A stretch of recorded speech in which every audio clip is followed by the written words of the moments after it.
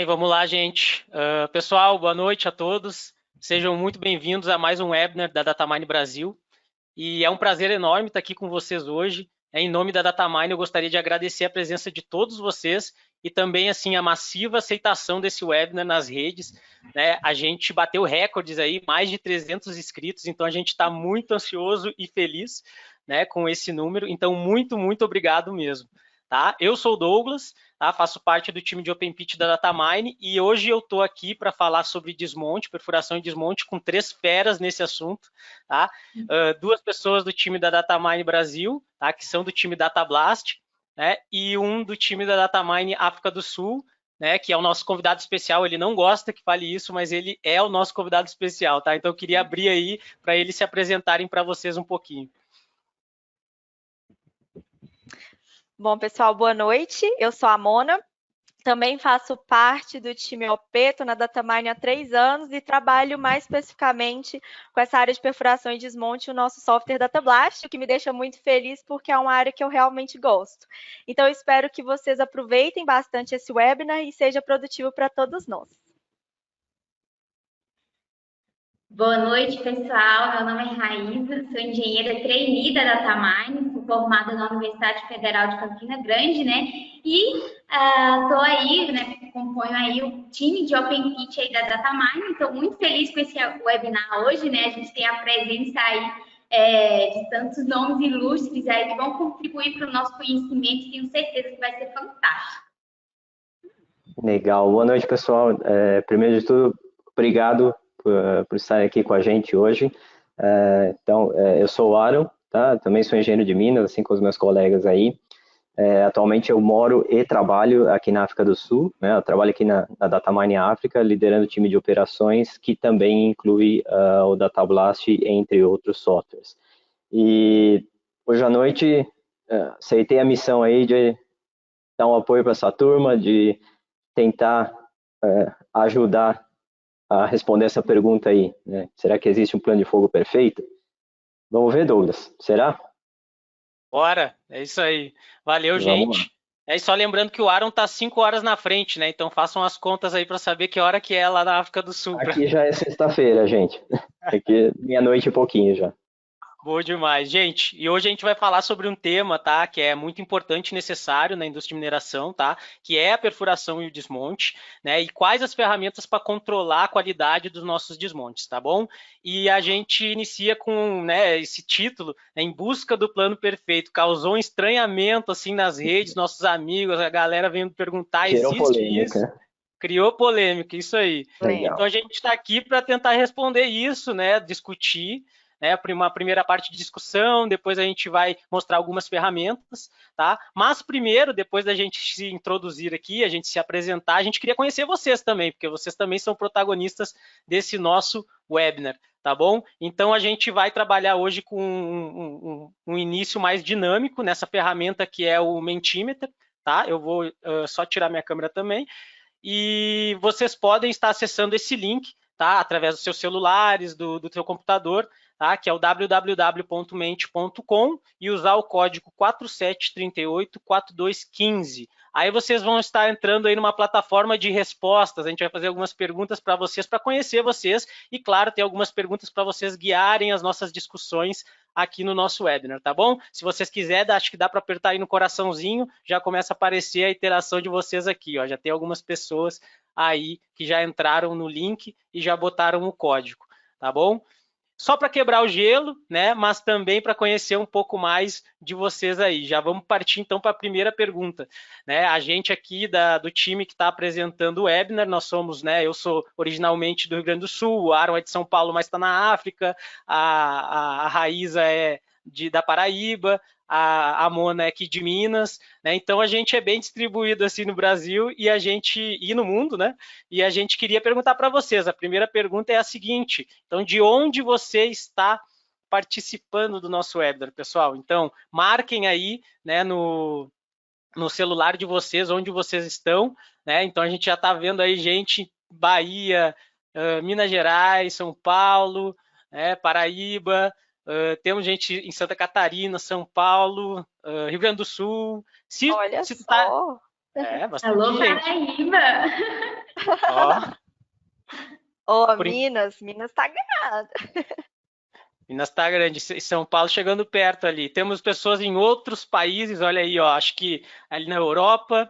Temos gente da África do Sul também. Bem-vindos, pessoal. Sejam todos bem-vindos ao webinar. Muito, muito bacana. A gente está muito feliz de ver essa distribuição desses pontos aí em todo o Brasil, no mundo, né? E a gente sabe aí que é uma missão complicada, mas a gente vai fundo e vai fazer isso da melhor maneira possível aí, porque a gente preparou um webinar muito bacana para vocês. Então tem ali, acho que é Brasília, que a galera botou, né? Vários pontos aí. Então, bem-vindos ao webinar. Tá? Vamos para a próxima pergunta para conhecer vocês um pouco mais. Saímos com Minas Gerais com mais pessoas aí no nosso webinar, tá bom? A próxima pergunta é: qual a sua empresa ou universidade ou os dois? Eu dei a opção para vocês. Vocês podem colocar aí no aplicativo tanto empresa quanto a universidade. Pode botar os dois. Assim a gente pode até, né, mostrar a paixão aí pela nossa universidade, tá? E aí vai aumentando o tamanho aí da universidade ou da empresa que vai estar mostrando em tela. Então, já tem algumas coisas aí, pessoal. O que vocês têm para comentar? O URGS aí no meio, ó. Salve, URGS. Vale, nossos parceiros. Vale, O nosso parceiro. FCG. Boa. Votorantim, bacana. O FOP. Temos aí Votorantim Cimentos, grande parceira da Datamine. Tá? Fiz engenharia, FZ Engenharia, ó, boa. O FICAT, tá? Várias empresas e universidades, né, pessoal? Que legal ver tanta diversidade, né? A gente até pediu para mostrar as universidades aí, para falar um pouco que a gente tem um programa de universidades aí que está cheio de gente sendo capacitada nas ferramentas Datamine, e é muito bom ver assim esse mosaico, né, de nomes com tantas universidades e tantas empresas parceiras, né? CSN Mineração, né? Enaex, muito bom, gente. Obrigado novamente pela presença, tá? Vamos lá, e agora conhecer um pouquinho mais qual é a área de atuação de vocês. Então, tem operação, tem planejamento, tem serviço, estudante, outros, né? E dentro da operação a gente ainda dividiu em perfuração, desmonte, drill and blast, e só a operação que é outros, né? Então, a gente queria saber aí qual que é a distribuição da galera que tá aí no webinar, para a gente saber também o que vocês, as expectativas de vocês, né? Olha aí, gente, bastante gente da operação específico de Drill and Blast. Legal. Vamos contribuir bastante aí com a nossa próxima pergunta. Tá? Legal ver bastante estudante, Douglas. É legal ver o pessoal interessado. É muito legal, muito bom mesmo. Um assunto que chama atenção e contribui bastante com o crescimento aí. É verdade. Eu tinha um professor, né, que costumava falar que a quantidade de horas, né, que as universidades, pelo menos na Universidade Federal do Rio Grande do Sul, dá para perfuração de desmonte é muito pouca, né? Porque é um assunto tão abrangente, né? Eu acho que em geral. Eu acho que várias universidades eles dedicam muito pouco tempo em carga horária para perfuração de desmonte especificamente. Não, legal. Por isso que é legal ver tanto estudante assim. Então sejam bem-vindos aí, galera. Bom. Muito bacana. E a próxima pergunta é, agora sim, a pergunta que não quer calar. O que vocês acham? É possível alcançar o plano de fogo perfeito? Aí temos aí algumas opções, né? Sim, não, depende, quero descobrir. Algumas pessoas mais otimistas, outras uma ali por enquanto pessimista. Acho que não. Vamos ver se a gente consegue convencer essa galera. Tá? Várias pessoas quero descobrir, legal. Aqui a gente está trabalhando, ó, talvez com a galera mais, né, que está em campo aí, está meio, vamos dizer assim, otimista ou pessimista, né, com essa questão do plano de fogo perfeito, né? Muito bom ver esses resultados aí, pessoal. Vou dizer para vocês que a gente vai tentar, né, falar um pouco se existe ou não o plano de fogo perfeito, tá? E no final a gente retoma essa pergunta aí, tá? Para a gente ver o que vocês acharam, tá? E a última pergunta, tá, pessoal, que é mais relacionada aos desafios que vocês enfrentam no desmonte, ou que vocês esperam enfrentar, né, quando vocês entrarem no mercado de trabalho, né? O que vocês acham que são os principais desafios no desmonte hoje, tá? E essa pergunta ela vai guiar um pouco as nossas discussões aqui no nosso webinar, tá? Então, sintam-se à vontade para botar aí aquela que vocês acham o principal desafio, né? Eu quero ouvir sobre isso hoje, né? Então, vamos ver aí como está a distribuição. Tá? Nada de repé, né? O repé tadinho ali no canto. Mas a gente tem bastante coisa no custo, fragmentação, acho que está dividindo a ponta ali, ó, Aaron, e Mona e Raíza, segurança, fragmentação, overbreak aí com 6. Tá? Empate entre segurança e custo, será que a gente vai ter um desempate aí? Olha lá, 10. Então tá, gente, a gente já vê aí, né, a preocupação maior da galera, onde está, né? Fragmentação, né, afeta também os custos, né, na verdade.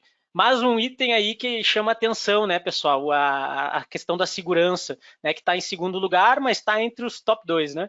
E a gente preparou agora, a gente já né, dando um gancho para a nossa primeira parte do nosso webinar, que é a parte de discussões, né? Tem um cara aqui que ele, né, preza muito pela segurança no desmonte, e a gente queria iniciar essa primeira parte com esse tópico, né? Então eu queria falar, Aaron, o que tu tem para falar aí sobre segurança para a gente, né? Para iniciar as nossas discussões dos principais problemas, ferramentas que a gente encontra aí no nosso, nessa parte de perfuração e desmonte relacionadas à segurança.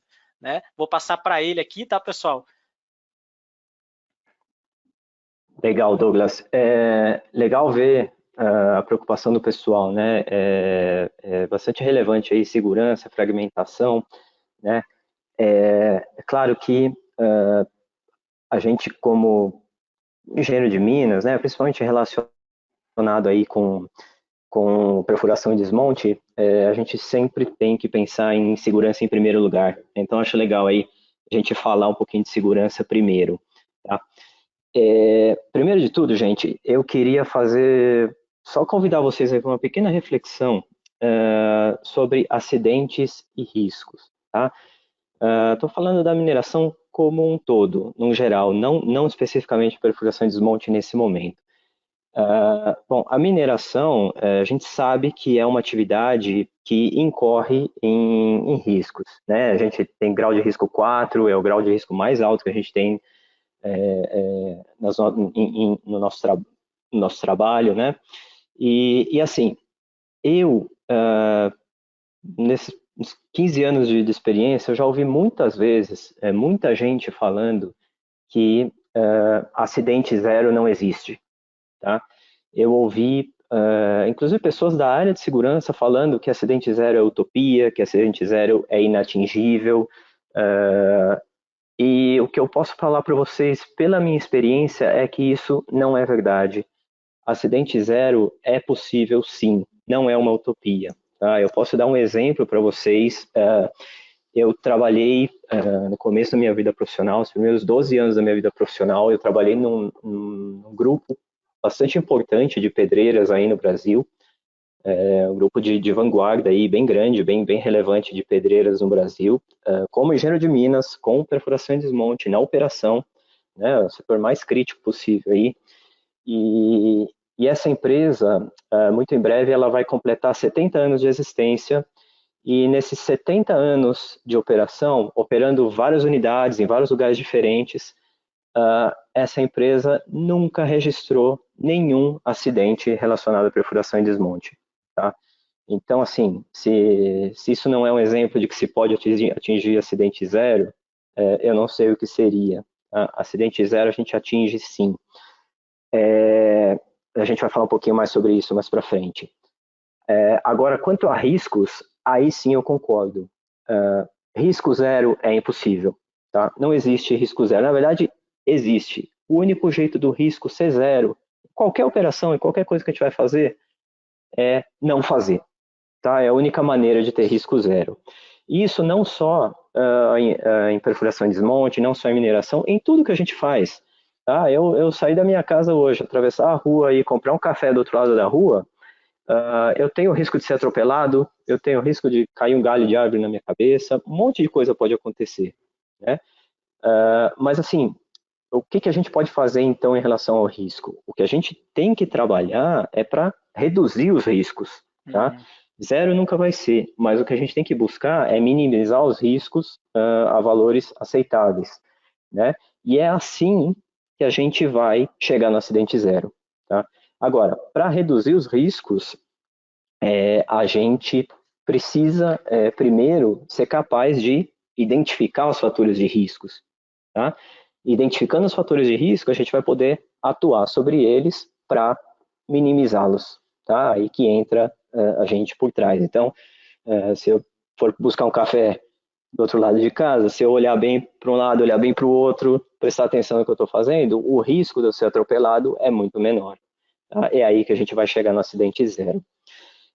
Agora sim, vindo um pouquinho para o nosso assunto de hoje, né, perfuração e desmonte. Então, assim, não é minha pretensão hoje falar de todos os riscos, todos os potenciais problemas de segurança que estão relacionados à perfuração e desmonte. Caso contrário, a gente ficaria horas falando aqui, daria uns 3 webinars só para a gente falar sobre riscos, tá? Mas eu quero sim ressaltar alguns riscos bastante importantes, bastante relevantes num desmonte. Tá? Primeiro, eu quero falar um pouquinho com vocês sobre riscos de ultralançamento.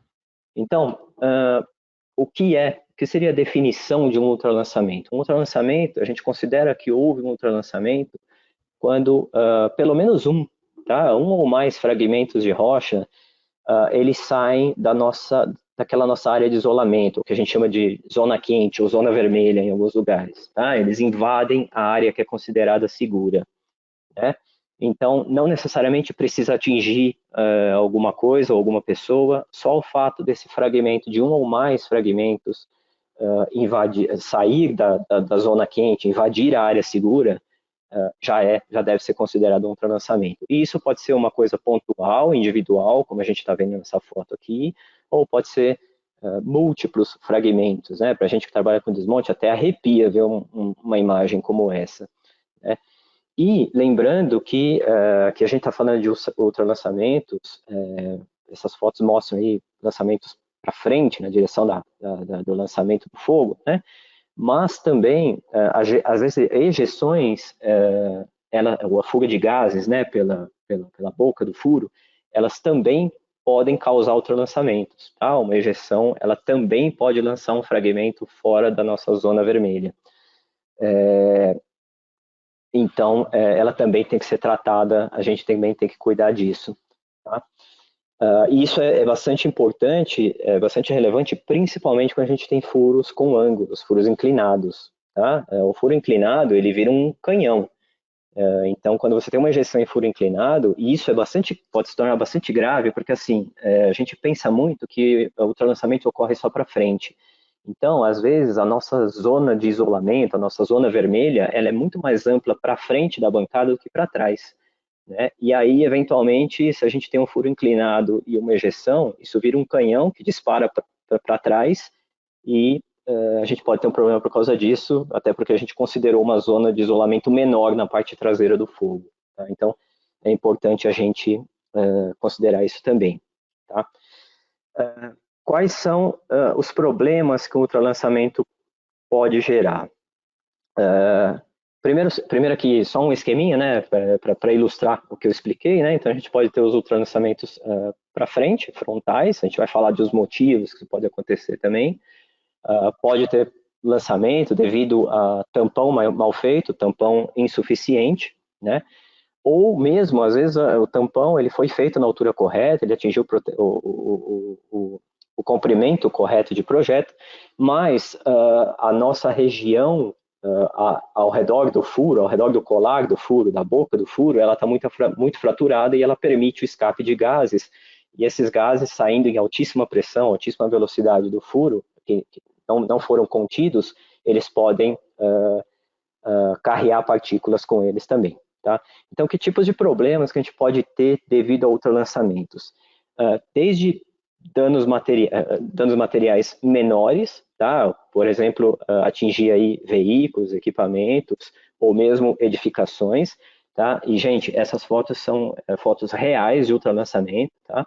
Então, não é nada fake, são fotos de ultralançamentos reais. Então, desde danos menores, danos menos importantes, até danos bastante significativos, tá? Bastante substanciais aí, vindo a levar até perda total de equipamentos aí, como vocês estão vendo. né? E assim, estou falando aqui de danos materiais, tá? Equipamento a gente conserta, equipamento a gente arruma, se der perda total, como aconteceu isso, a gente repõe, a gente compra outro, tá? Eu diria que isso é grave, mas ainda mais grave é quando a gente tem danos pessoais, quando um fragmento desse atinge, machuca ou mata uma pessoa, tá? Durante o meu período trabalhando nesse grupo de pedreiros, uma das coisas que eu também fazia bastante era dar treinamentos de segurança para as equipes de perfuração e desmonte, e nesses treinamentos a gente falava bastante do trançamento, falava bastante dessas falhas de segurança, e eu também mostrava para eles, além de fotos como essas, eu também mostrava para eles fotos de acidentes com pessoas relacionados ao trançamento, né? Mas hoje o objetivo não é chocar, mas sim trazê-los para a realidade. Hoje eu vou poupar vocês disso, tá?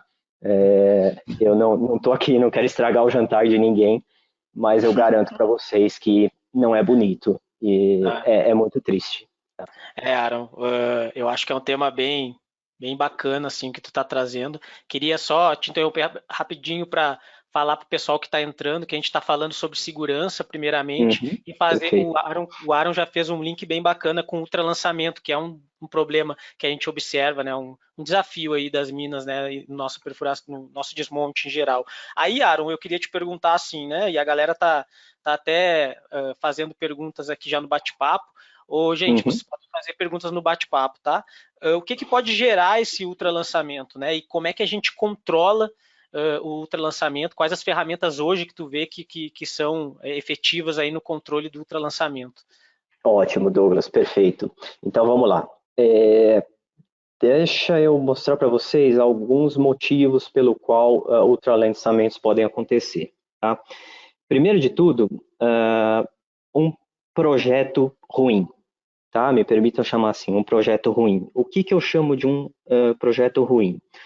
Um projeto ruim é aquele em que, não é o caso dessa figura, mas é aquele em que, por exemplo, furos podem ter sido posicionados muito próximos da face, tá? Mais próximos que deveria, ou seja, um afastamento insuficiente. Tá? Um projeto ruim, ele pode também acontecer devido à escolha inadequada de explosivo. Você escolhe um explosivo muito energético para um maciço não muito competente, tá? Ou mesmo excesso de carga. Às vezes o explosivo está adequado, mas a carga está excessiva. Tá? Então, isso pode causar problemas de segurança com o lançamento, um projeto ruim.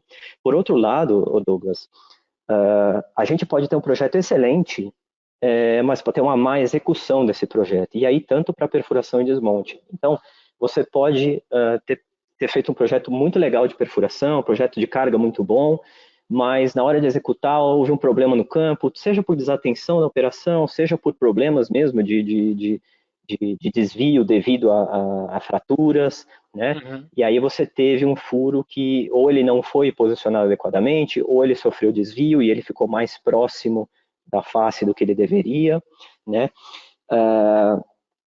Ou mesmo um carregamento mal executado. Então, às vezes você tem um projeto muito bom, uma perfuração muito bem feita, sem desvio nem nada, e aí, na hora de carregar, a equipe que estava carregando não prestou atenção nas instruções de carregamento e às vezes utilizou um explosivo errado, ou utilizou a densidade errada, ou às vezes naquele furo específico eles deviam ter feito um alívio de carga e não prestaram atenção, se confundiram com a identificação do furo e fizeram um carregamento errado e não perceberam, né?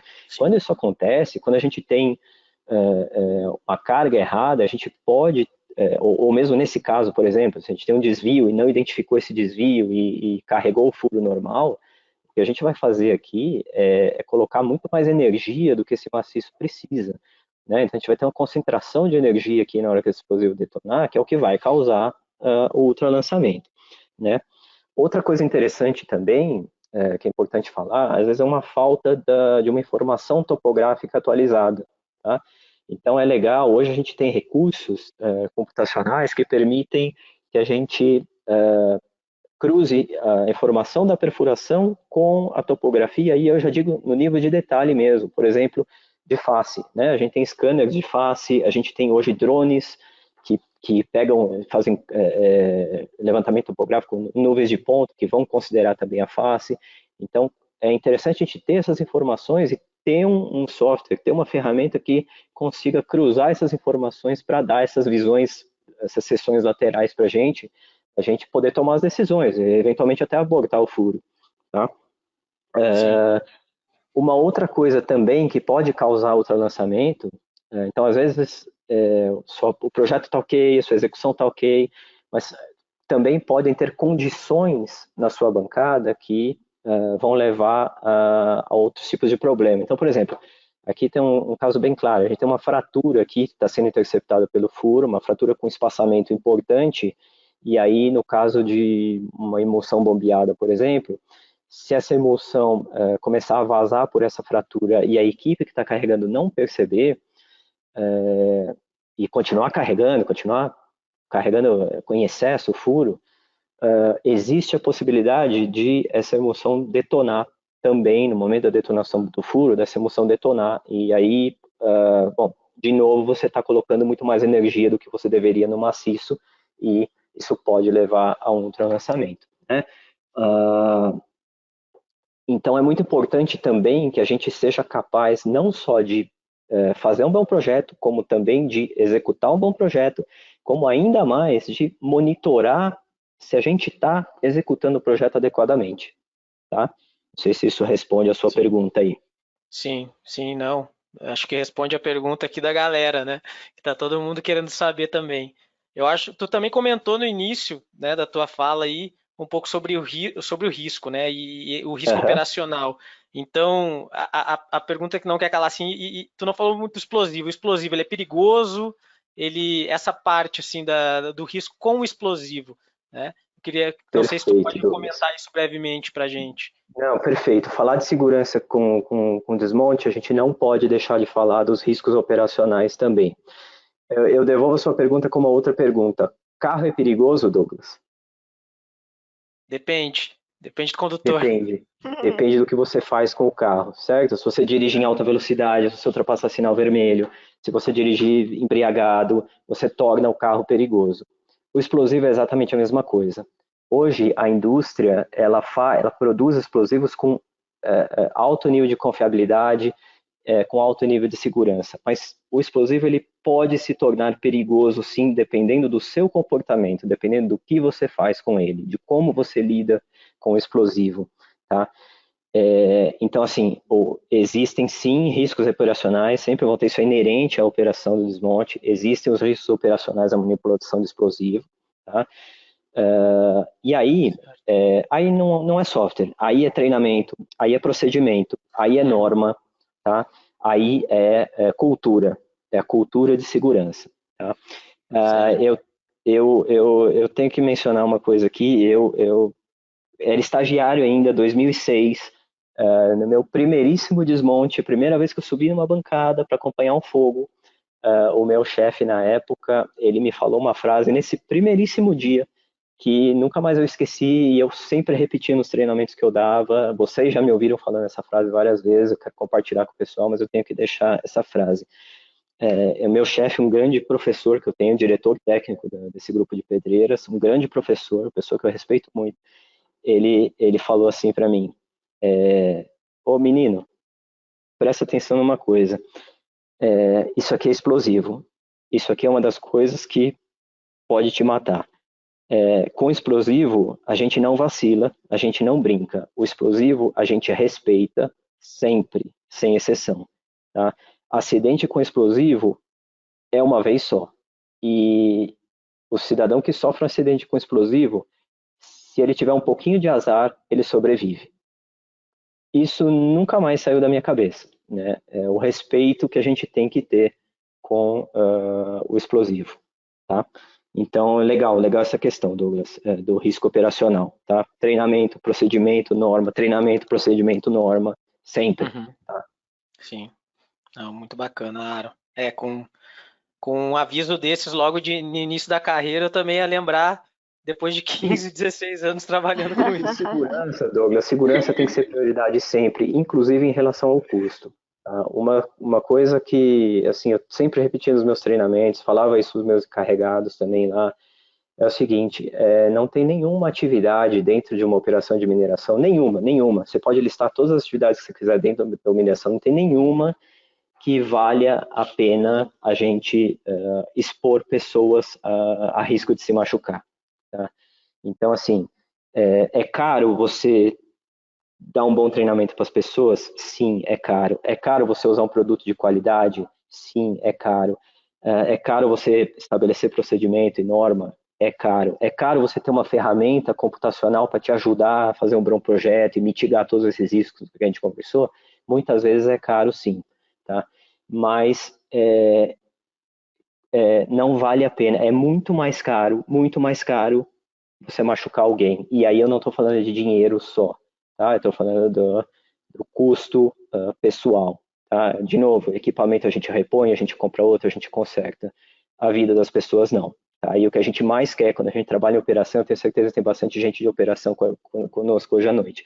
O que a gente mais quer quando a gente trabalha em operação é que todo mundo volte para casa, para sua família no fim do dia.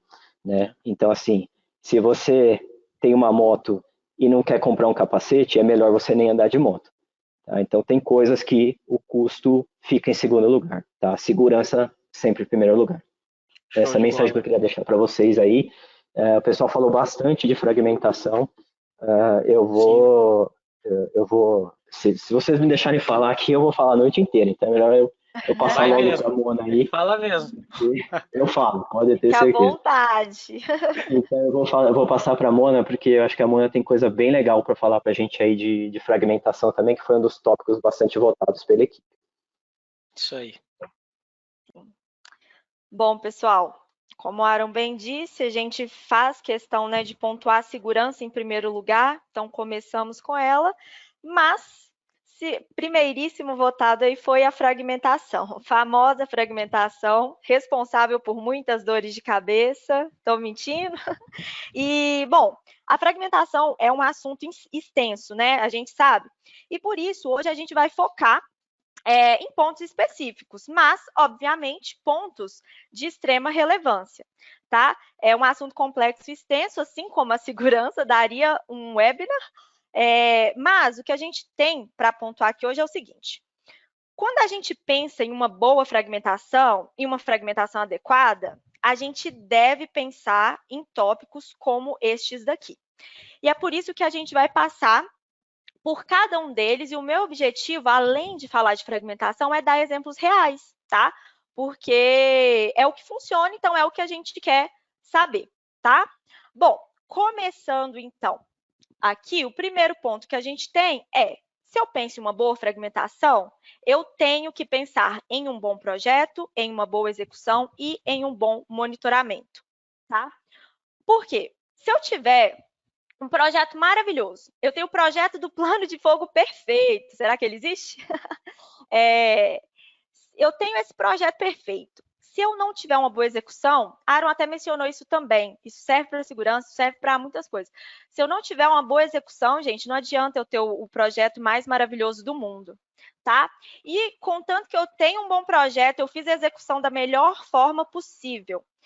Eu só vou saber da qualidade da minha execução se eu monitorar, se eu for lá ver o que de fato aconteceu no campo. E aí, beleza, eu posso validar, minha execução foi realmente boa, ou eu posso detectar problemas. E aí, é no monitoramento, então, que eu também consigo intervir, mudar alguma coisa para melhorar o desmonte como um todo e a fragmentação. Então, vamos ver alguns exemplos. O primeiro exemplo é um exemplo, todos são exemplos reais, tá?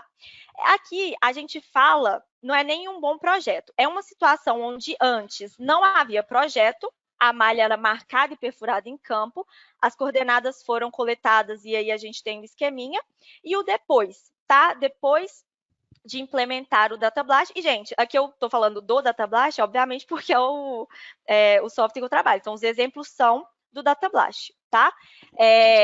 Então, eu tenho o antes e o depois, tá? Um projeto, aliás, uma execução sem projeto e com projeto. Onde que isso está impactando na minha fragmentação? Se eu tenho uma malha regular, como essa segunda que a gente está vendo, consequentemente, eu tenho uma fragmentação regular, porque a área de influência dos furos está regular e constante. Em uma situação como essa, a gente perde esse controle. Então, a gente pode ter uma fragmentação irregular. Então, começa por aí. A execução de um projeto, tá? Bom, ok. Temos, então, a possibilidade de fazer um projeto. Aí a gente entra em um outro, com uma ferramenta, um software, uma solução. A gente entra no ponto que muitas ferramentas não lidam com topografia real, tá? Elas usam uma cota média, uma cota fixa.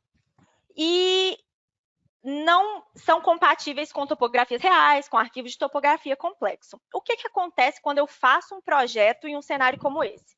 Aqui vocês estão vendo no meu desenho, em azul, a bancada lateralmente e um projeto de furos em verde de 15 metros, chegando aqui a minha linha de grade em amarelo, tá? Mas a gente sabe que a realidade nem sempre ela é assim, né? Esse azulzinho maravilhoso. E aí a gente vai ter uma topografia real como essa marronzinha aqui, tá? Eu dei uma exagerada, mas a gente sabe que irregularidades na bancada acontecem. Então, tenho isso aqui na minha vida real, em marrom. Projetei os furos com 15 metros. Fui lá na bancada, executei os furos com 15 metros. O que eu vou ter? Algo assim. Ou seja, estou propagando o erro anterior, tá? Então, esse é um dos pontos da gente... vou até colocar tudo junto para vocês compararem. Então, em verde e azul, um cenário com cota média e em marrom e furos rosas, um cenário real, tá? Então, a gente está propagando o erro, isso não é legal, beleza? Aí, essa aqui sou eu. Eu estou refletindo aqui do lado. Mas será que não tem outra forma de eu consertar isso daqui em campo? Né? Será que não dá para usar essa cota média mesmo? E aí, a gente conhece, inclusive, vocês podem me dizer, e a gente sabe de muitos lugares, que vão falar assim, não, ok, a gente faz o projeto com a cota média, a gente vai pegar só as coordenadas X e Y, tá? Dos furos, e a cota Z a gente conserta lá na bancada, a gente revê, né, e faz esse ajuste, tá? Então, faço o projeto, pego cotas X e Y e vou para campo. E aí, algo como essa imagem aconteceria. Então, ó, vamos lá. Peguei aqui o projeto, projetei minha coordenada na real. Projetei não, né, gente? Em campo, fui lá, vi a coordenada XY. Chequei a coordenada Z. Então, vamos supor que era para ela estar aqui na cota 810, em azul, e ela estava no 808, tá? E ela quer chegar no 800. Vamos imaginar assim. Então, 810, 808, 800. Um furo que era de 10 metros, eu vou fazer ele com 8, então. Ok, usei as coordenadas XY, alterei a coordenada Z. O problema é que isso não resolve o problema. Mona, eu ia até te perguntar, tem muita gente, muita empresa, né, que eu já vi fazendo isso, né? Ajustar o Z, né, e para ajustar o comprimento do furo, né? Mas eu ia te perguntar isso mesmo, será que é suficiente, né? A gente fica se perguntando, Sim, né? era isso que eu estava me perguntando. Será que vai resolver o problema, né? Boa. Olha a bonequinha aqui, ó. Ela estava refletindo. Ficou igual, ficou parecido. Douglas, tá certíssimo. Isso é muito comum, tá? Muito comum. E a gente precisa ter a ciência de que isso não resolve. Então, respondendo a sua pergunta, é que não resolve. Porque em um cenário como esse... Principalmente para furos inclinados, né, Mona? Para furos verticais, ajuda, mas para furos inclinados o problema é maior, né? Se eu tivesse aqui um cenário com furos verticais, ótimo, arrasou, porque quando a gente acabar esse exemplo aqui, vocês vão perceber que no vertical funcionaria, tá? Mas em um caso como esse, em uma operação com furos inclinados, eu tenho algo nesse sentido. Olha aqui no projeto, isso aqui eu estou olhando em seção, então estou falando de afastamento, tá? Mas a gente sabe que o 3D, ele cabe muito mais variações. O projeto eu tenho esse afastamento azul. Olha o que aconteceu quando eu só marquei a coordenada e ajustei a linha de grade. Então, ok, eu consegui resolver a questão de não propagar o erro. Mas, olha o que eu fiz com o afastamento. Eu variei, eu mudei o pé do furo. Tá? Mudei, assim, né? Eu aumentei, nesse meu exemplo, poderia ser diminuir também, eu aumentei o meu afastamento. O que eu estou fazendo aqui, gente? Estou influenciando em fragmentação também, em diversos outros aspectos, mas, né, estamos falando de fragmentação, em fragmentação também. E aí, para resolver isso aqui, o que a gente ia ter que fazer? Mudar a coordenada x e y também. No final das contas, a gente já está mudando tudo. O que seria o correto de fazer? A bolinha rosa, ó. Projetar aqui a coordenada, mudar x, y, para aí sim ter tudo correto. Mas, gente, mudar XY no campo não é uma tarefa fácil, tá? Não é. Então, o que fica aqui de reflexão?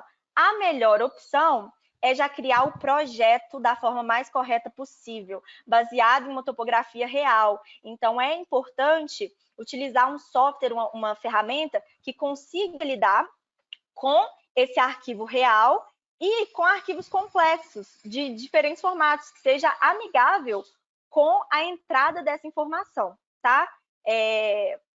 Ô, Mona, se tu me permitir, eu tenho um exemplo bem bacana que até foi numa implementação que eu fiz com o Aaron.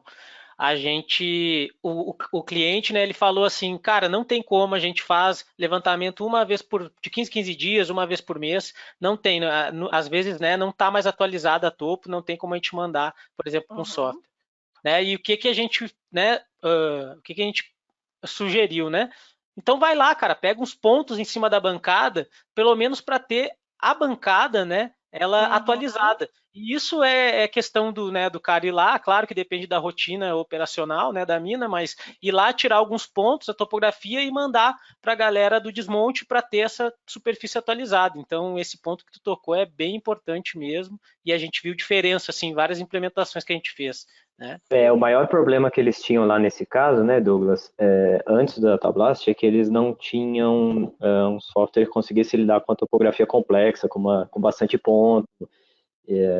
E aí, uma vantagem aí que o Datablast trouxe para eles foi conseguir lidar com bastante ponto em cima da bancada, né? Eu consegui triangular uma superfície bem feitinha, né? Isso aí, pessoal. E aí, reforçando o que o Aaron falou que é importante, em um cenário vertical, né, se a gente pensar, a coordenada estaria, XY seria o suficiente para alterar, para ajustar. Mas em um cenário que também é muito comum, de furos inclinados, realmente algo nesse sentido não solucionaria o problema, traria até um outro desafio, né, que é aqui essa mudança de afastamento. Pegando um link com esse exemplo, para a gente não perder aqui os assuntos, eu já quis trazer a questão do repé. No exemplo que eu dei aqui especificamente, a gente tem um afastamento que estava aumentando, tá? Então, o que eu estou fazendo? Eu estou diminuindo a energia entre esses furos se comparado com o projeto. E aí, eu tenho a possibilidade de gerar um repé. Tá? Por exemplo. E esse seu exemplo é muito legal, Mona, tá bem didático a sua imagem. Então, assim, a gente vê aí que o projeto era o verde e a gente acabou atingindo os furos rosas, né? Então, afastando eles, isso pode gerar um repé. É legal a gente falar também que o oposto também pode acontecer, né? Dependendo do formato das irregularidades na superfície, esse mesmo problema de não corrigir o posicionamento do furo, de um furo inclinado, ele pode causar uma aproximação dos furos, ou seja, uma redução do afastamento. E isso pode, ao invés de um repé, ele pode causar, na verdade, uma cratera, né? Você está concentrando explosivo, mas aí a gente cai de novo, vou falar de novo aí de segurança. A gente cai de novo na questão da segurança, porque aproximar furos é de novo, concentrar energia, né? Colocar mais energia do que o seu projeto. E isso pode, sim, também gerar um ultralançamento. É importante mencionar, existe um mito aí de que o ultralançamento só acontece de furo da linha da frente. Isso não é verdade. Tá? O ultralançamento também pode acontecer de linhas de trás, e um dos possíveis causadores de ultralançamento de linha de trás é isso, furos se aproximando por causa de posicionamento incorreto ou não corrigido da boca, tá? Sim. E, Aaron, já fazendo um link com segurança também, o repé, a gente sabe, quando a gente fala de repé, a gente pode estar falando de desmonte secundário, o que também não é o melhor cenário para a segurança, né? Então, assim, todos os assuntos acabam se cruzando aqui, né? Perfeito. Exatamente. Perfeito.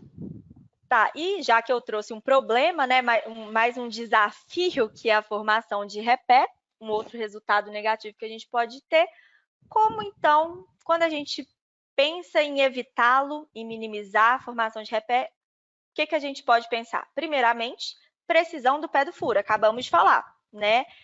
Nesse exemplo que eu dei, a gente estava falando de precisão do pé do furo, mas quais outros ajustes, quais outras soluções a gente pode ter? A aplicação de uma subfuração adequada nos furos, a aplicação tanto, né, fazer um projeto com a subfuração adequada, executar a subfuração adequada e ir lá checar se ela realmente aconteceu, né? E o controle da perfuração, tá? E quando eu falo de controle, mais uma vez é o monitoramento, podendo chegar à necessidade, por exemplo, de um backfill, de um aterro.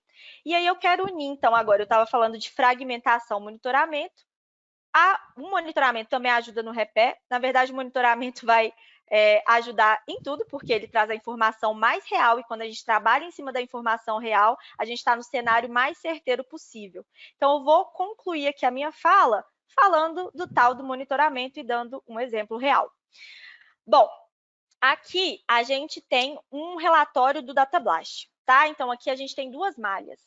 E o que significa essas cores? Então, os furos foram perfurados, alguém foi lá e mediu esses furos. Os furos em azul, eles estão fora da especificação e são mais profundos, tá? Então, azul, fora da especificação, mais profundos. Verde, estão dentro da especificação. Tá? Nesse exemplo, eu acredito que a especificação, que a tolerância era de 0,5 metro. E os vermelhos, eles estão mais curtos, eles estão menos profundos e fora dessa tolerância. E aí, gente, se a gente olha uma situação como essa, a gente está vendo que está tendo muito overdrill, ou seja, eu estou perfurando mais do que eu deveria, e eu só vou saber disso se eu tiver um bom monitoramento. Com essa informação em mãos, eu consigo agir. Eu posso até aceitar um cenário como esse, mas quando der problema, eu vou saber por que deu problema. E eu também vou ter a opção de ajustar o meu desmonte, tá? Porque isso aqui vai gerar bancada irregular, mais custo, menos segurança, tá? E aí vocês podem me falar, nossa, Mona, mas assim, a minha operação é muito dinâmica, isso leva tempo, né? Eu medir, eu fazer o cálculo. É por isso que ferramentas como o próprio DataBlast tem a ferramenta de campo, que é o BlastPad, que roda em tablet, por isso que ferramentas assim são tão importantes, porque você já vai fazendo a medição em campo, essa informação volta para o escritório e rapidamente você consegue agir em cima disso. Então, um bom monitoramento também te dá a possibilidade de melhorar a execução, e aí se forma o ciclo completo de uma melhora de segurança, de fragmentação e do desmonte como um todo. Tá? Então, gente, era basicamente esses pontos. Não, mentira, tô mentindo. Tem 3 coisinhas rápidas que eu vou falar. Por enquanto eu falei do primeiro tópico, mas os outros são mais rápidos. Esses eu tenho mais exemplos, tá? Bom, vou passar pelos outros 3 aqui. Conhecimento do maciço. Então, gente, de extrema importância eu ter uma informação centralizada, segura e de fácil acesso que me dê informação sobre o maciço, sobre histórico de fogos anteriores. Porque se eu tenho um fogo naquela região, obviamente cada fogo é um fogo. Então eu não tenho como repetir, não é que vai dar certo o que deu para um fogo ali nas proximidades, mas eu tenho um ótimo ponto de partida, tá? Então esse ponto também é muito importante. Previsão da fragmentação. Obviamente, se eu estou preocupado com a fragmentação e eu tenho um modelo matemático bem calibrado que me ajuda a prever essa fragmentação dentro do possível, é de extrema importância eu utilizar essa possibilidade. Vocês não concordam? Então, prever a fragmentação também, se eu tenho uma ferramenta para isso, é muito importante. E, por fim, malha otimizada, tá? Então, concluindo a minha fala aqui com malha otimizada, que é muito importante também, quando eu estou falando de malha otimizada, eu estou falando de estudar variáveis, melhorar o meu desmonte, ou seja, estou falando de cenários, criar cenários e testar cenários.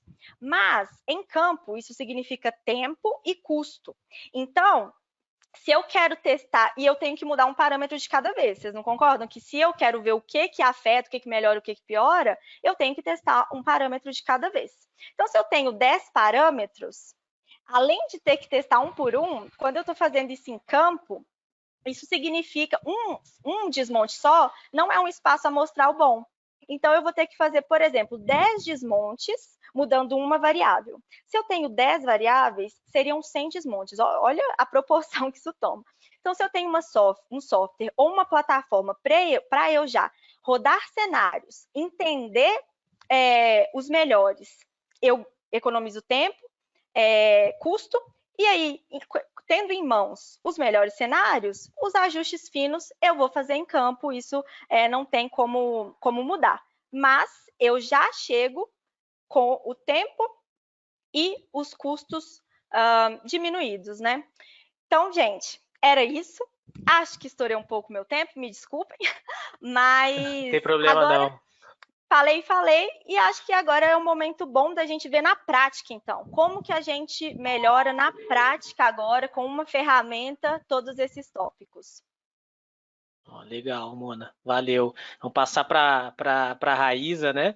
A Raíza, ela é a nossa mestre aqui do Datablast. Vai mostrar para a gente um pouco como é que o Datablast aborda, né? Essas soluções, né? E quais as ferramentas que o Datablast tem, né? Para esse controle de qualidade que a gente está tanto falando, né? Ô, Mona, só vou pedir para te passar a apresentação para a Raíza. Não sei se tu já passou. Claro. Deixa eu passar aqui. Mas muito bacana, Mona e Aaron, obrigado pela fala de vocês, foi muito interessante, foi muito enriquecedora. Exatamente. Foi muito, muito bacana.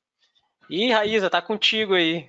Beleza, Douglas. Então, pessoal, bom, a gente aprendeu muito hoje à noite aqui, né, com a Aaron e a Mona, foi bem legal. Eles levantaram questões bem importantes aí para o nosso projeto, né, para o nosso plano de perfuração e desmonte.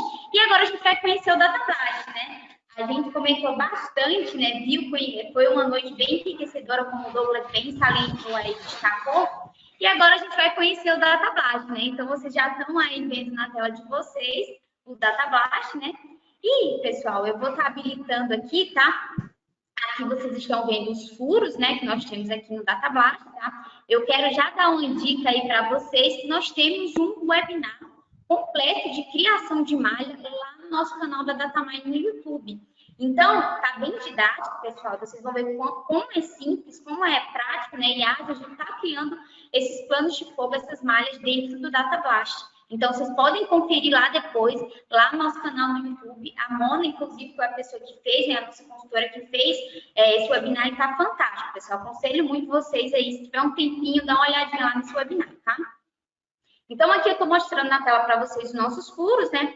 Vou também habilitar aqui o nosso polígono, o nosso perímetro, no qual dentro dele estão contidos nossos furos, tá? E vou também aqui habilitar a nossa topografia atualizada. E por que eu estou habilitando essas superfícies para vocês, tá? Eu vou fazer aqui com a ferramenta uma seção aqui nessas superfícies, tá? Então, o que vocês estão vendo agora no momento é uma seção lá da vista de topo, né? Então, a gente está vendo aqui de perfil, nós temos em cinza a nossa topografia, tá?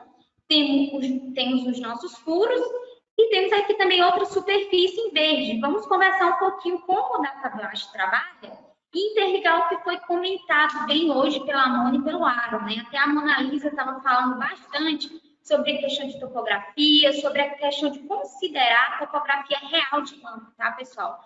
E como o DataBlast trabalha? O DataBlast ele permite que a gente insira no nosso projeto de malha, tá, a nossa topografia atualizada, ou seja, a nossa topografia real lá do campo, tá?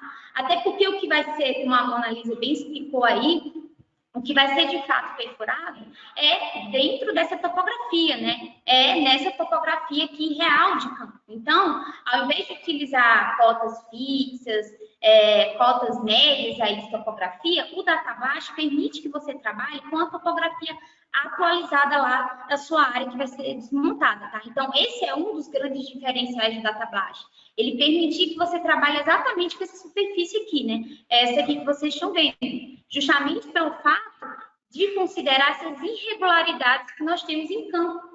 Então, se a gente não considerasse essas irregularidades, a gente ia estar propagando um erro para as etapas subsequentes. Então, já considerando essa topografia real nessa etapa do projeto, a gente já pode executar aqui e realizar uma boa malha, um bom projeto, né? Desde o início.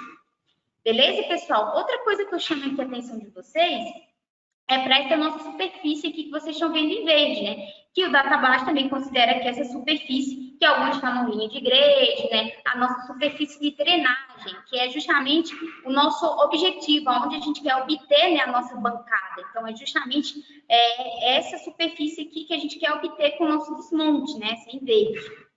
E, pessoal, interligando também, nós temos aqui no DataBlast, né, a opção também de inserir a subfuração.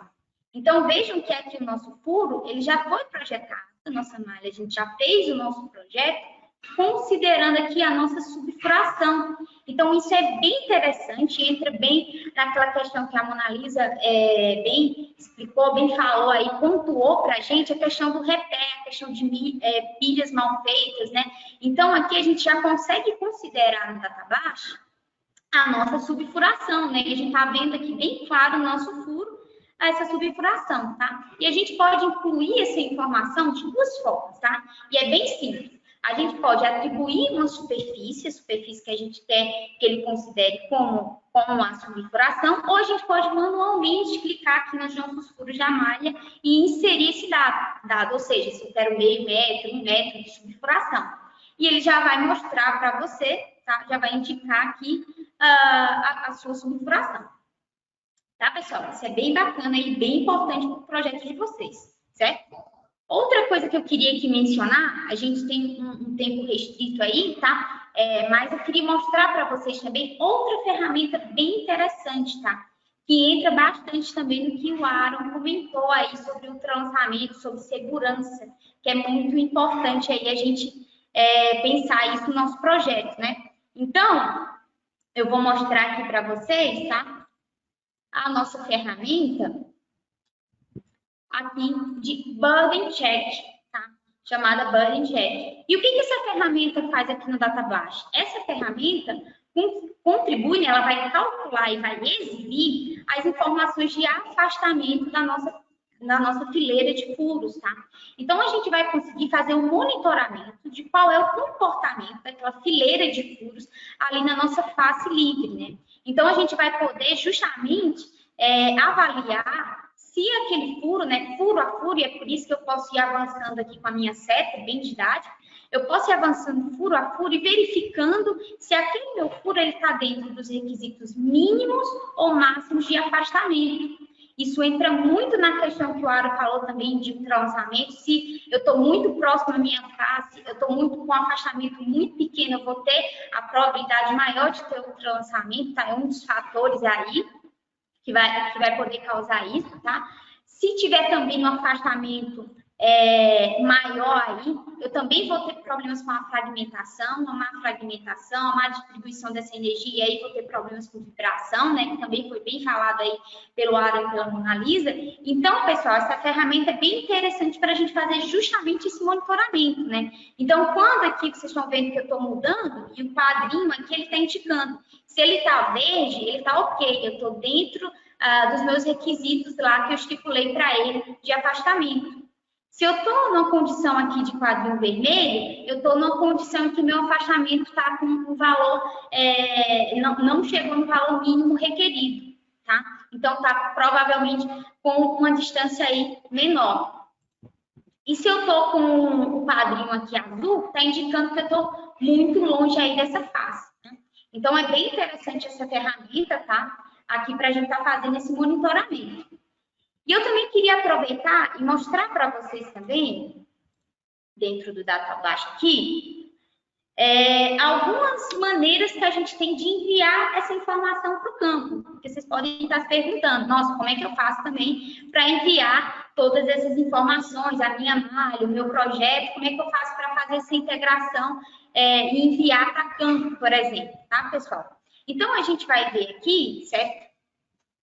Que o DataBlast, ele tem várias possibilidades de enviar essa informação para campo. Entre elas, eu quero destacar aqui para vocês a possibilidade que a gente tem, tá? E o DataBlast, ele é muito completo, muito moderno, né? E ele consegue fazer integração facilmente com muitas perfuratrizes autônomas que nós temos aí no mercado.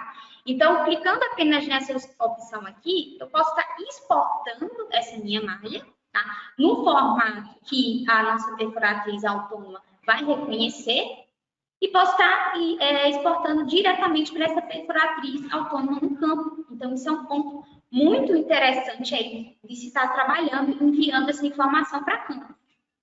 Outras possibilidades também, pessoal, eu posso estar querendo fazer o croquis aqui, né? Um mapinha aqui para enviar para os meus colegas que estão em campo.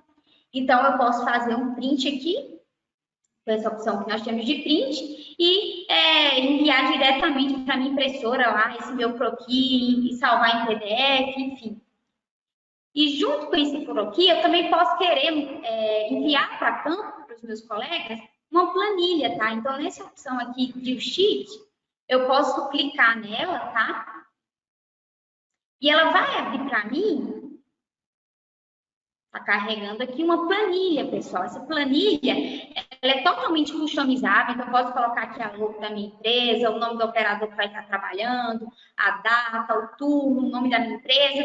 E aqui eu tenho várias informações importantes, a ID do furo, a profundidade aqui que eu projetei na minha malha, o ângulo, o azimuth. Então, assim, é outra informação que eu posso anexar ao meu croquis e enviar para o pessoal de campo, tá, pessoal?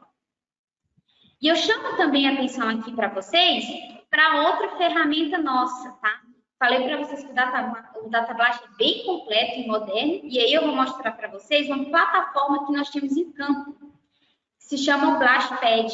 Então, vamos supor que eu fiz aqui minha malha e eu quero enviar para o Douglas. O Douglas está lá no campo, né? Meu colega está lá esperando eu mandar a malha para ele. Se ele tiver com tablet, ele pode ter acesso a essa nossa plataforma de campo aqui, o BlastPad.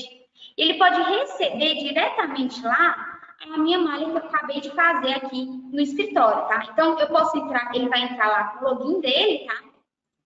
Eu vou colocar aqui uma das atividades que o BlastPad faz, tá, pessoal? Seria um webinar, acredito eu, só para o BlastPad. Ele é bem interessante, ele é bem completo e útil na rotina de trabalho, tá?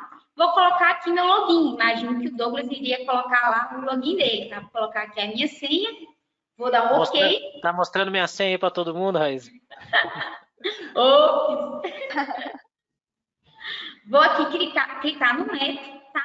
E eu vou estar ativando, tá, a minha malha lá no escritório. O Douglas vai vir aqui, ó, malha underline 01, OK, o Douglas vai estar lá em campo. Então, isso vai ocorrer com essa dinâmica, né? E, simultaneamente, o Douglas já vai receber no tablet dele essa minha malha. E aí o Douglas vai poder fazer o seguinte, a Raiz acabou de me enviar a malha, eu vou poder clicar em cada furo, tá, pessoal? E vocês vão ver que vai ter duas colunas, uma design, com as informações que eu projetei lá no escritório, e outra driller, ou seja, o Douglas vai poder fazer a reconciliação dos dados. Ele vai poder inserir aqui as informações que de fato estão sendo executadas lá em campo. A gente sabe que a gente projeta, mas existe uma diferença entre a expectativa e realidade, né? E o Douglas vai poder fazer isso para nós. Então, ele vai colocar aqui uma coluna com o que de fato foi. Então, digamos que eu, Raíssa, projetei 22,9 metros. Mas o Douglas disse o seguinte, Raíssa, não deu para projetar essa profundidade, só alcançou lá o pessoal da perfuratriz só alcançou 20 metros. Então, ele pode entrar com essa informação aqui, 20, pode entrar também com informação do diâmetro, do azimuth, do ângulo de inclinação. E outra coisa também, pessoal, ele pode dar um start aqui e a gente pode monitorar quanto tempo foi gasto nessa perfuração de cada furo, tá? Então, isso é bem interessante também. O Douglas pode dar lá um start e aí, quando terminar a perfuração, ele pode dar um stop. E a gente pode também estar monitorando e tendo acesso a essa informação. A gente pode também, por isso que eu falei que seria só um webinar sobre o Blastpad, a gente pode também colocar as condições do furo, né? Outras características a mais aí do furo, a gente poderia também. E aí, pessoal, apenas eu salvo, o Douglas vai salvar lá em campo, e essa informação vai voltar lá para a minha planilha. Então, veja que a gente tem uma dinâmica muito boa de troca de informação de dados. Então, essa informação que foi executada em campo, ela vai voltar lá para o meu projeto, né? E eu estou lá no escritório e vou receber essa informação simultânea aí do Douglas. Então, pessoal, era isso que eu tinha para mostrar para vocês, tá? O tempo foi curto aqui, são muitas ferramentas, foi bem enriquecedor essa noite aí. E o Douglas também tem algumas coisinhas aí para mostrar para a gente, né, Douglas? Vou tentar mostrar aí, fazer um link, né, com algumas coisas que a gente conversou. Prometo ser rápido, tá, pessoal? Apesar de que são muitas ferramentas, acredito que a gente vai ter que... poderia ter outro webinar só sobre esse tipo de ferramenta, né, que a gente tem aqui no DataBlast para controle de qualidade. Mas uma coisa específica, assim, que é o que a galera comentou muito, né, da fragmentação, a Mona trouxe isso também, sobre a questão de prever a fragmentação. A gente tem um módulo só de fragmentação dentro do DataBlast, tá? E ele faz a previsão da curva granulométrica que a gente vai ter, né, imputando alguns parâmetros, como a altura de bancada, subfuração, o espaçamento e o afastamento, né? E claro, né, também as características da rocha, né, as propriedades geomecânicas. Então, a gente pode vir aqui, né, e queria mostrar para vocês rapidamente o que a gente consegue inserir. A gente consegue inserir vários valores aqui, né, resistência à compressão, resistência à tensão, né, de vários tipos de rocha, ou manualmente, né, se a gente tem os nossos testes feitos e esses valores. A gente consegue criar esses gráficos e também comparar de acordo com o tipo de carregamento que eu estou fazendo. Então, essa daqui eu fiz com anfo e essas aqui eu fiz com emulsão e com diferentes afastamentos, espaçamentos, e a gente consegue visualizar, fazer uma comparação, né, aqui mais visual, né, de como está a curva de distribuição, né, desses desmontes, né? Então, a gente pode tanto prever, né, a nossa malha que a gente tem lá fixa, ou talvez até planejar uma malha, né, otimizar uma malha aqui, valores de malha para a gente trabalhar. Eu passando o mouse até consigo ver aqui o P80, né, que é um valor que a gente trabalha aí na parte de fragmentação, para os modelos de fragmentação. Então, a gente consegue comparar aqui algumas coisas. Isso é previsão. Aí a gente entra na parte também de fazer um projetado versus realizado. A gente tem um software para isso também, que tem integração com o DataBlast, que é o WIPFrag, né? Vocês já devem conhecer, ele é bem conhecido, o WIPFrag em inglês, tá? E ele também, através de fotos de campo, consegue fazer a curva de distribuição granulométrica do que aconteceu, tá? Então aqui, por exemplo, é uma foto de um vante do próprio operador, né? E ele consegue identificar, né, a granulometria aí das rochas e fazer a curva de distribuição. A gente consegue calibrar os nossos modelos dentro do DataBlast, por exemplo, né, pessoal? Então aí uma casando com a outra, né, as ferramentas que a gente tem no nosso portfólio. Outra coisa que eu gostaria de mostrar aqui, que o Drill e o Measure, né, eu vou tentar ser breve, mas o Drill e o Measure ele faz aquela questão do que é a IQC, né, que é a gente ter a informação do campo, tentar bater com o que foi planejado, tomar, né, ver o problema, tomar uma solução, né, em cima, tomar uma decisão em cima desse problema. Então, por exemplo, aqui eu tenho isso tanto visualmente quanto através de reportes. Então, aqui eu tenho a malha que foi mandada pela Raíza para campo, voltou a informação do perfurado no meu módulo de drill. Aí eu consigo fazer uma avaliação visual aqui em branco, o que foi projetado, e em azul o que foi realizado.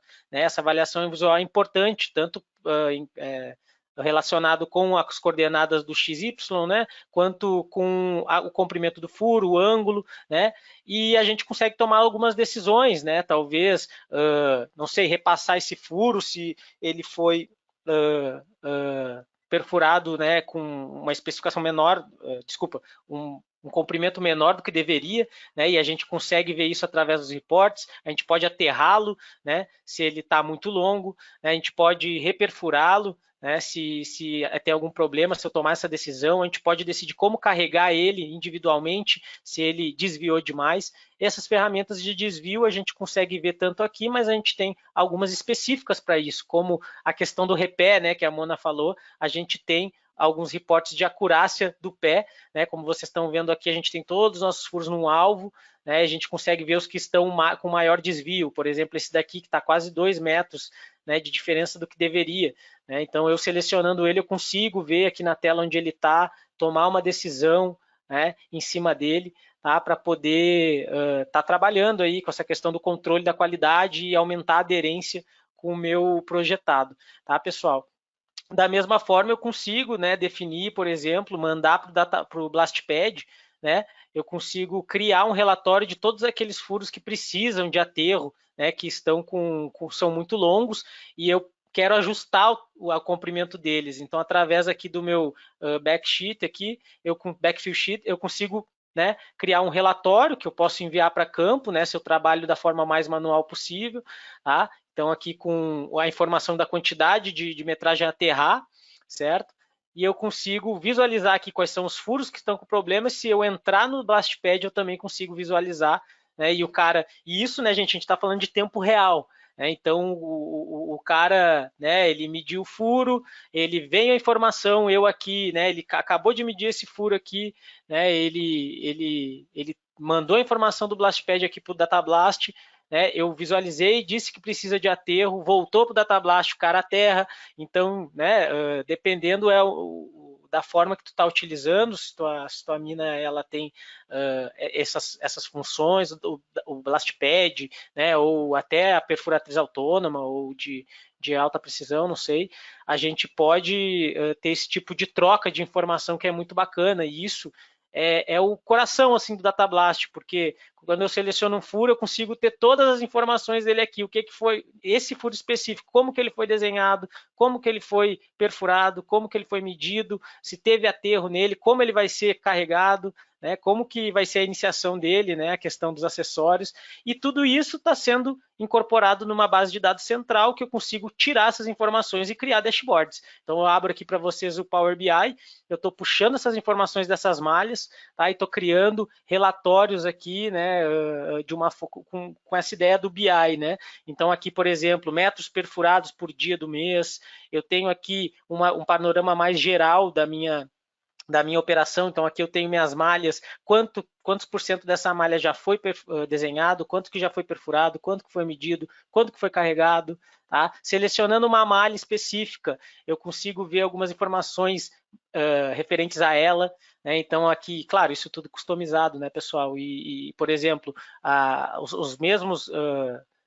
os mesmos reportes, né, de drill accuracy, tá, que é a acurácia do pé, do collar, selecionando uma das perfuratrizes, eu consigo ver os parâmetros aqui mudando específico para essa perfuratriz ou para o operador, né?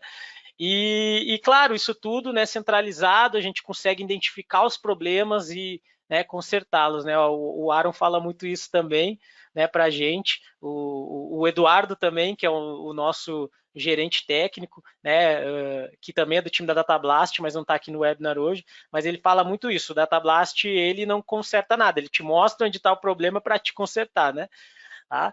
Então, com essa fala, eu vou encaminhando para o final desse nosso webinar, tá, pessoal? Gostaria de agradecer vocês demais pela presença. A gente teve um momento de discussão bacana, passamos um pouquinho do tempo, mas a gente entende, né, que seria chato cortar as coisas que a gente tinha planejado para vocês. Bastante do tempo, né, Douglas? Mas eu acho que é legal isso, porque assim, eu tô acompanhando aqui a quantidade de pessoas que tá e ninguém foi embora, né? Então isso é muito legal. Eu agradeço bastante o pessoal ficou com a gente até agora.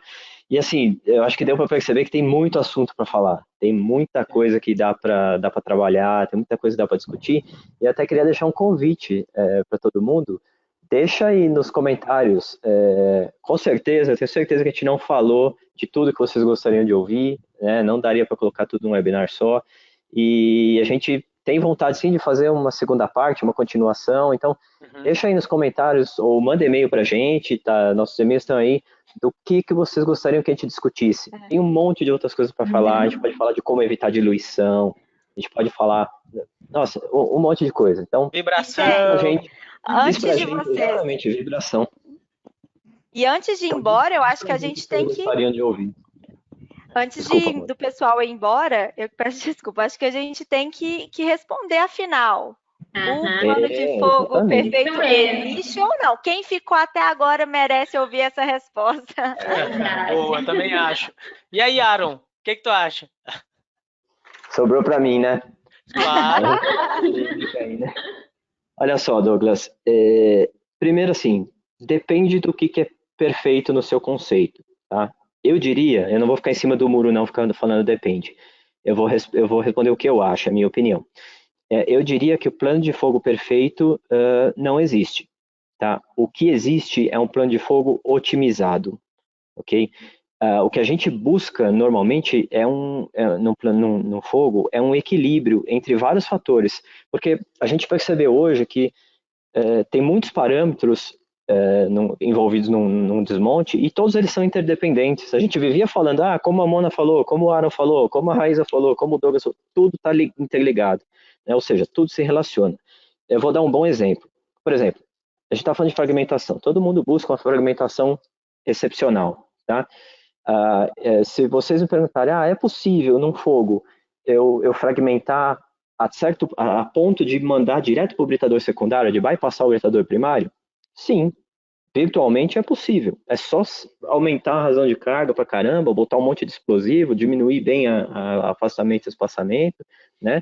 Mas aí, o que a gente tem em contrapartida? O custo vai aumentar para caramba, a vibração vai aumentar para caramba, o risco de segurança, de novo, vai aumentar para caramba. É um trade-off, né? Então, na verdade, o que a gente tem que buscar é um equilíbrio entre custo e benefício, tá? Então, para mim, o que existe é um plano de fogo otimizado. Então, a gente pode sim, a gente tem ferramentas para buscar uma otimização de plano de fogo e eu acho que é isso que a gente tem que ir atrás, tá? Buscar o equilíbrio entre o custo-benefício, tá? Legal, Aaron. Responde a pergunta aí, não? É válida a pergunta? Acho que comenta aí, pessoal que está com a gente aí, comenta aí se a resposta é válida ou não. É isso aí, Aaron. Muito obrigado. Que aula, hein? E queria te agradecer, assim, publicamente, né? A gente fez o convite para o Aaron, mesmo ele iniciando o webinar lá meia-noite da África do Sul, e agora já é 1h20 lá para ele está lá na madrugada com a gente, então obrigado, né? Tu é mais que um colega. Para mim é um prazer, Douglas. É um prazer. Foi um prazer estar com vocês aqui, é um prazer estar trabalhando do lado desse time excepcional aí da Tamine Brasil, e fico mais feliz ainda de ver a presença enorme do pessoal aí, apesar de a gente estourando o tempo aí em 20 minutos, pelo menos, o pessoal ficou com a gente, o pessoal está interessado, o pessoal está do nosso lado aí, eu fico muito feliz, muito agradecido mesmo. Queria estender esse agradecimento. Show, eu queria estender esse agradecimento ao meu time aí também do Data Blast aqui na Datamine Brasil. Mona, Raíza, muito obrigado. Compraram aí o webinar comigo. O Eduardo também, que não está aqui, né, que há uns 3 anos atrás ele era o time da Data Blast no Brasil, abriu as portas para a gente, né, criar esse time grande, né, ele começou com as oportunidades, implementações. Então, gente, muito obrigado. Eu sou muito agradecido, não sei nem como agradecer vocês pela presença, né? Tanto quem está participando, né, diretamente, os palestrantes, quanto as pessoas que estão nos assistindo. Então, muito obrigado e me despeço aí deixando os nossos contatos. Podem entrar em contato com a gente, sim. Tá? E não esqueçam, pessoal, vai ter um feedback logo depois do webinar. A gente pede encarecidamente que vocês respondam com a maior sinceridade do mundo as dúvidas, tá? E as perguntas, para que a gente tenha os webinars cada vez melhores. Então, em nome da Datamine, muito obrigado e até a próxima.